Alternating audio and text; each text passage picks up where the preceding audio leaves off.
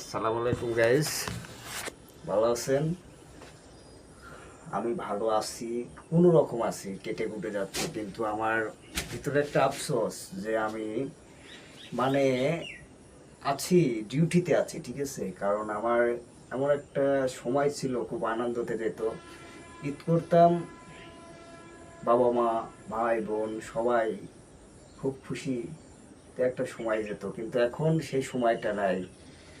যে আমাদের ভিতরে এমন একটা জিনিস যে এখন হয়েছে, যা বলা যায় না। আর মনে করেন যে ঈদ এমন একটা জিনিস, এই যে কুরবানির ঈদ সামনে, তারপর আমরা ডিউটি দিতেছি, আমাদের ছুটি দেই নাই, আমরা ছুটি কাটাইতে পারছি না। কারণ আমাদের ভিতরে এমন একটা কষ্ট লাগতেছে যে এখন কাউকে বুঝাইতে পারছি না, ঠিক আছে? আর মনে করেন যে ডিউটি না দিলে আমাদের চাকরির একটা হিসাব আছে, তারপরও দেখা যাচ্ছে চাকরি করতে হলে ডিউটি করা লাগবে, এক কথা। আর মনে করেন যে মানুষ কষ্ট পাইলে যা হয় আর কি, কষ্ট লাগতেছে, কিছু করার নেই গাইজ। আর আপনাদের সাথে আমি যে কথা বলছি যে আপনারা ভালো থাকবেন, ঈদ পালন করুন সুস্থভাবে, ঠিক আছে? আর যেভাবে প্রকারের মোটর সাইকেল ভাইদের কইতেছি যে মোটর সাইকেল আপনারা আস্তে আস্তে চালাবেন ঈদে।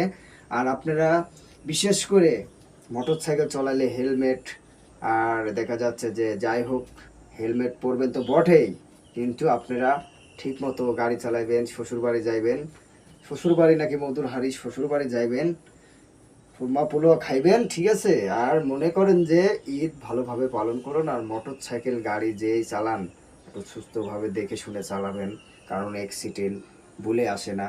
মানে হইতেছে যে রোড ঘাট খুব খারাপ চলতেছে, মানে গাড়ির এত প্রকারের চাপ যে আমরা রোড পার হইতে পারি না। এখন দেখা যাচ্ছে এমন একটা হচ্ছে যে মানে কি করব, 5 মিনিট দাঁড়া থাকার পরও দেখা যাচ্ছে যে সিরিয়াল হাত মেরে পার হওয়া লাগছে রোড।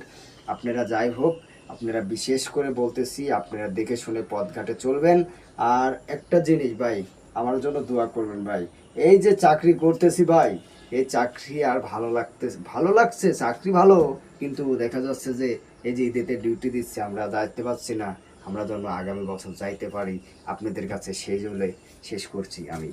যাই হোক, ভালো থাকেন গাইস, সুস্থ। এই আলো দাও, এদিক করে আলো।